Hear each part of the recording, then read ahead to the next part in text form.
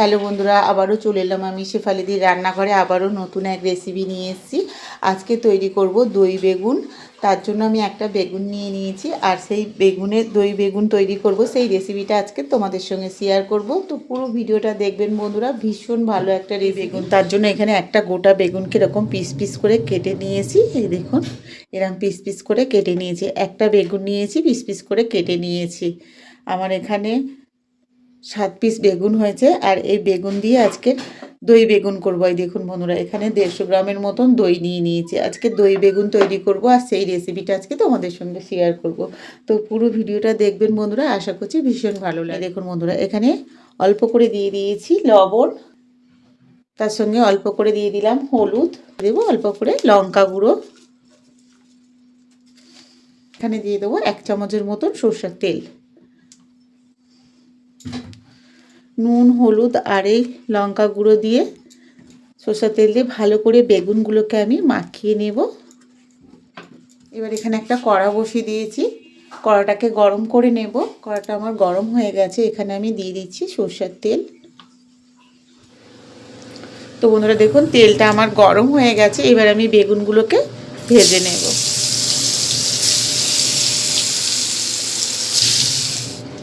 এই দেখুন বন্ধুরা, বেগুনগুলো আমার এই পাশটা কিন্তু ভাজা হয়ে গেছে। এবার উল্টে দেব।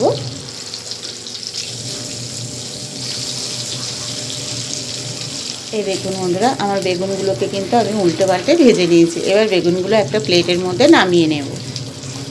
আর এই দই বেগুনটা কিন্তু খেতে ভীষণ সুন্দর হয় বন্ধুরা, একবার বানিয়ে খেয়ে দেখবেন, আশা করছি সবারই ভালো লাগবে। দেবো এই যে কসুরি মেথি নিয়েছি, এই তেলের মধ্যে দিয়ে দেবো কসুরি মেথি। তার সঙ্গে দিয়ে দিচ্ছি 3টে কাঁচা লঙ্কা, অল্প করে একটু হলুদ, তার সঙ্গে একটু লবণ, আর দিয়ে দিচ্ছি লঙ্কা গুঁড়ো 1 চামচের মতন। 1 প্যাকেট লঙ্কা গুঁড়ো ভাজার সময় একটু দিয়েছিলাম, আর হাফ দিয়েছি, হাফটা আমি রেখে দিয়েছি। ঝালটা বন্ধুরা যে যার পরিমাণ মতন যেমন ঝাল খান তেমন দেবেন। নুন, হলুদ, লঙ্কা গুঁড়ো আর লবণ দিয়ে কসুরি মেথি আর লঙ্কা দিয়ে ভালো করে আমি ভেজে নিয়েছি। এবার এখানে যে দইটা আছে বন্ধুরা, দইটা সব দিয়ে দেব।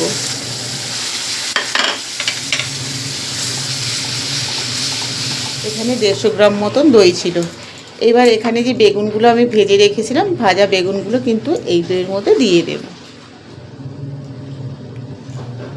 এখানে কিন্তু আর কোনো মশলার প্রয়োজন নেই বন্ধুরা। এইভাবে একদিন দই বেগুন বানিয়ে খেয়ে দেখবেন বন্ধুরা, ভীষণ ভালো লাগবে। আর এই দই বেগুন দিয়ে কিন্তু ভাত খাওয়া হয়ে যাবে, অন্য কোনো তরকারির প্রয়োজনই হবে না। এটা এতটাই সুন্দর হয়, দেখেই বুঝতে পারছেন বন্ধুরা দই বেগুনটা কতটা সুন্দর লাগছে দেখতে। আঁচটাকে লো ফ্লেমে দিয়ে আমি আরও 10 মিনিট এই দই বেগুনটাকে ফুটিয়ে নেব।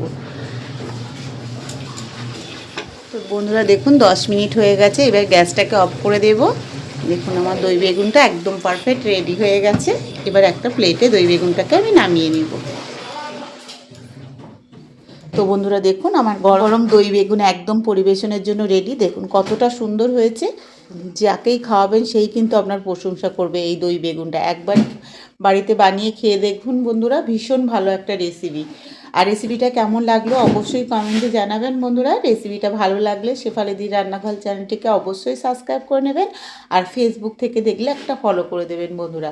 কমেন্টে জানাতে ভুলবেন না আজকের এই দই বেগুনের রেসিপিটা কেমন হয়েছে। সবাই ভালো থাকবেন, কালকে আবার দেখা হচ্ছে নতুন এক রেসিপি নিয়ে।